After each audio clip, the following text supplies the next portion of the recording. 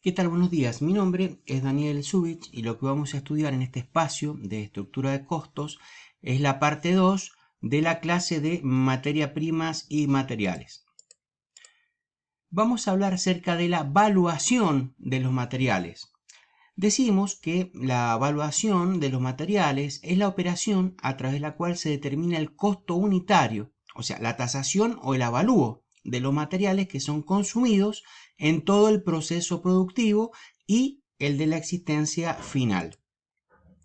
Vamos a analizar tres conceptos: el promedio ponderado, el costo estándar y también los lotes específicos.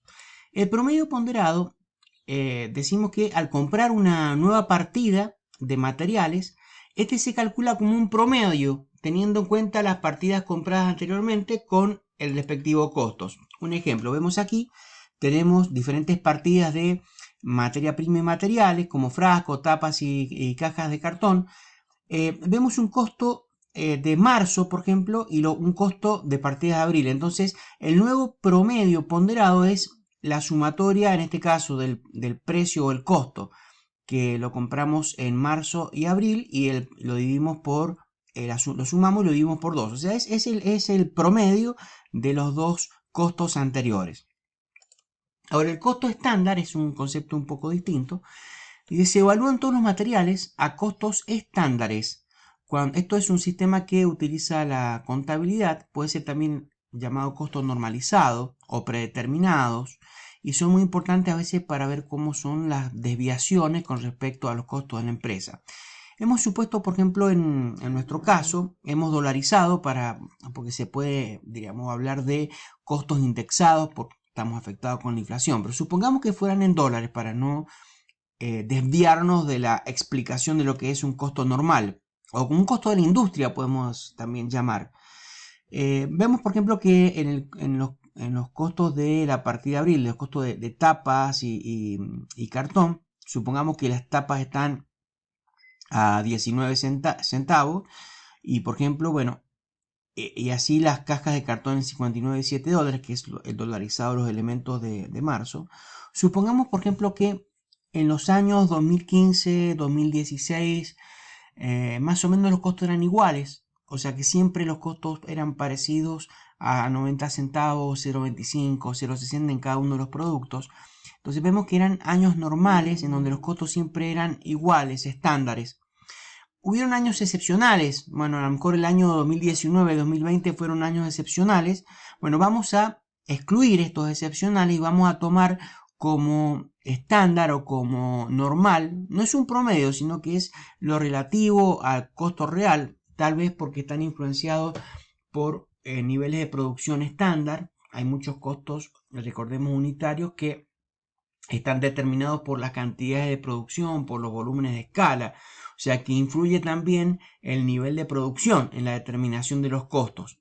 Ahí cada costo interviene en elementos de negociación. Entonces, bueno, hay que ver los niveles de producción normal dentro de la compañía. Por otro lado, vamos a analizar entonces los costos específicos. ¿Qué es un lote específico? Bueno, es un método por lo cual se aplica para ver la trazabilidad.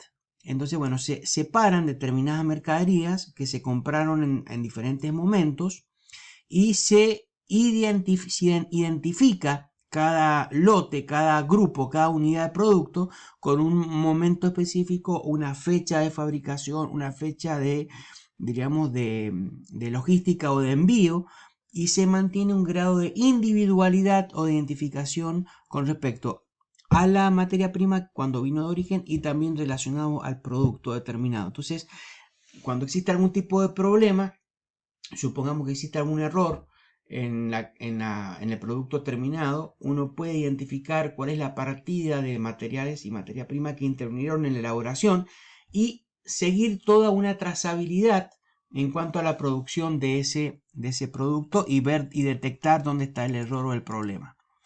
Bueno, vamos a ir a otros conceptos como el costo de reposición.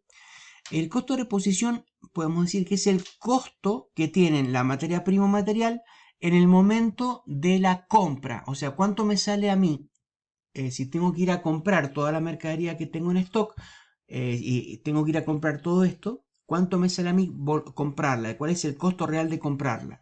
Esto, bueno, se llama y sirve para los estados contables costo de reposición. En este caso podemos decir que, diríamos, si lo voy a ir a comprar los costos en este momento, los costos que todos los elementos que tengo en stock en los diferentes productos, digamos, lo multiplico por los costos unitarios, me va a dar el costo de reposición.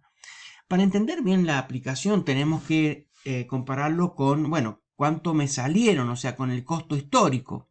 El costo histórico viene a representar lo que realmente salió en el momento en que esa partida fue introducida al departamento o al depósito. En este caso, supongamos una partida que entró en el mes de marzo.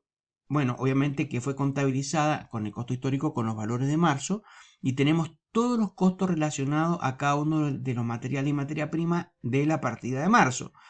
Pero también tenemos algunos lotes que entraron en abril. O sea que de los 600, por ejemplo, frascos, entraron 200 en marzo y entraron 400 en abril.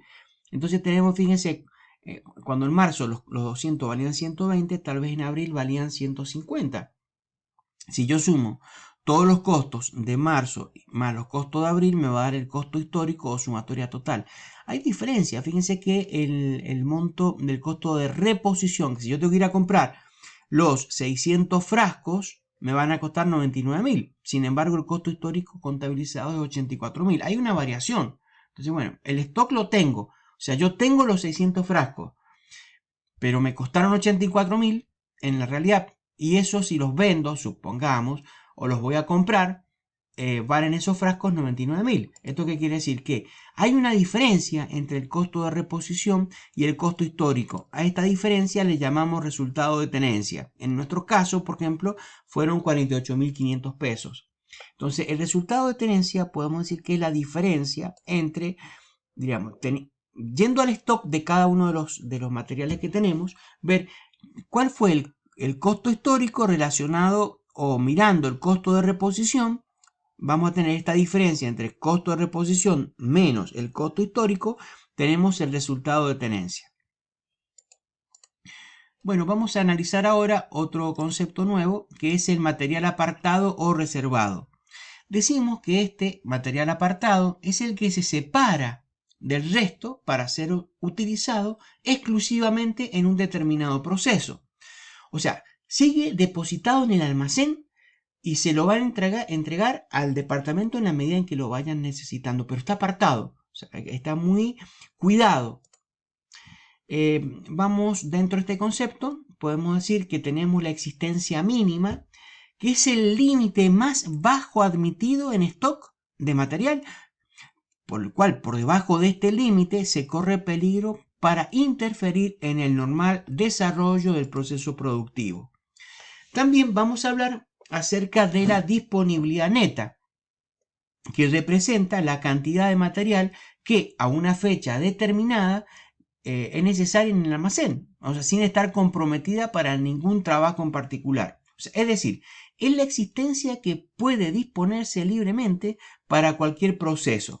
Entonces vemos, por ejemplo, que la disponibilidad neta, podemos decir que es igual a toda la disponibilidad total de mercadería y vamos a sacarle todo este tema del material apartado reservado. O sea, ¿cuál es el material? En otras palabras, muy, diríamos, en resumen, podemos decir, es con qué cuenta realmente la empresa en stock, pero apartando la mercadería o el stock de materiales y materia prima que vamos a reservar. Entonces, por ejemplo, aquí vemos que tenemos una existencia de 600, por ejemplo, frascos y 1000 tapas, y siempre vamos a tener allí como reservado 120 frascos y 180 tapas. Entonces vemos que lo neto, antes de tomar una decisión de compra o antes de salir a buscar rápidamente, son 480 frascos, 820 tapas, etc. Entonces es la diferencia entre la disponibilidad total con las material reservado. Vamos a hablar acerca de la disponibilidad potencial, que es la cantidad de material con que puede contarse en un futuro inmediato, o sea, cuando llegan todos los pedidos ya efectuados por los proveedores, a los proveedores. Esta es una magnitud importante para planear la producción para los próximos meses y también evaluarla posibilidad de hacer, diríamos, de enfrentar aquellos consumos que son extraordinarios. Entonces vemos que la disponibilidad potencial la tomamos como una sumatoria entre la disponibilidad neta que averiguamos en el concepto anterior y vamos a sumar los pedidos que han sido efectuados pero todavía no ingresan. Entonces vemos en cada uno de los materias primas y materiales, colocamos la disponibilidad neta que sacamos en el cálculo anterior, sumamos los nuevos pedidos que no han ingresado todavía, entonces decimos que la disponibilidad potencial es la sumatoria entre la disponibilidad neta y los nuevos pedidos, la disponibilidad neta de etapas con los nuevos pedidos. Llegamos a este concepto de disponibilidad potencial. Un tema importante es el concepto de punto de pedido. Es el nivel de disponibilidad total o neta que indica la necesidad de solicitar inmediatamente al departamento de compra un nuevo pedido. Entonces el punto de pedido, para tener bien en claro cómo funciona, hay que ver el plazo máximo que transcurre, digamos, para que el material llegue al almacén a partir de la fecha en que se efectúa el pedido al departamento de compras. O sea, incluye tiempo de trámite administrativo del departamento de compras, de cómo se demora, cómo es la gestión propia del mismo departamento de almacenes, cómo es la logística de los proveedores, a qué distancia están, qué demora pueden existir, etc. También es necesario determinar el consumo máximo probable durante el mismo periodo y la cantidad máxima de reserva durante el mismo periodo. Y por último, la existencia mínima admitida. Entonces vemos, por ejemplo, que en el punto de pedido, dentro, diríamos, de analizando el depósito de materiales, es ese tiempo que tenemos de demora en que hacemos la nota de pedido al departamento de compras, llega la recepción a proveedores y envía la mercadería. Entonces, todo ese tiempo, todo este tiempo que incluye este flujo, desde la demora del propio, dentro de la oficina o dentro de la empresa, del departamento de compra, con las demoras en la administración del proveedor y toda la logística, es todo este ciclo en tiempo es lo que se tiene en cuenta para el punto de pedida. O sea, consideramos el máximo probable de tiempo y la cantidad máxima que tengo que reservar teniendo en cuenta estas dos variables.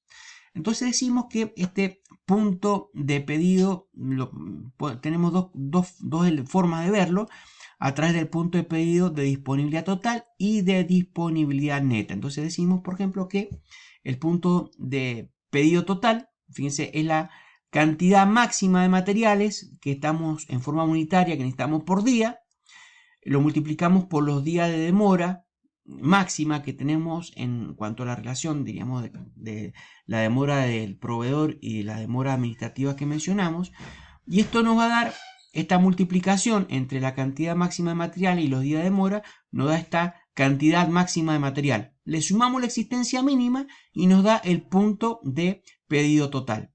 Bueno, para ver la neta, lo que tenemos que hacer en el análisis, fíjense, en este punto de pedido neto es, aquí vemos el mismo cuadro, vemos la cantidad máxima diaria de materiales, analizamos la demora máxima y también incluimos en el análisis lo que es el material reservado, que es el que analizábamos recién, por día, ¿cierto? Esto es por día. Entonces, acá hacemos dos cálculos. Calculamos primero la demora máxima de material, lo llamamos DM. Entonces multiplicamos la cantidad máxima por la demora y nos da la demora máxima total de materiales, que es el mismo concepto anterior que sacamos acá. Y por otro lado sacamos y lo vamos a deducir, ¿cierto? La parte neta de la reserva máxima. O sea, pues quiero sacar cuál es el neto, cuál es la disponibilidad neta. Entonces le voy a restar todo lo que sería la reserva diaria máxima que estamos necesitando. Entonces le vamos a llamar RM, que sería la cantidad de material reservado por los días de demora. Entonces el DM es la cantidad máxima por la demora y RM es el material reservado máximo por, diríamos, por la demora. Luego, lo que hacemos en la cantidad máxima de total de materiales, restamos aquí en este elemento, restamos DM menos RM, le sumamos luego la existencia y nos da el punto de pedido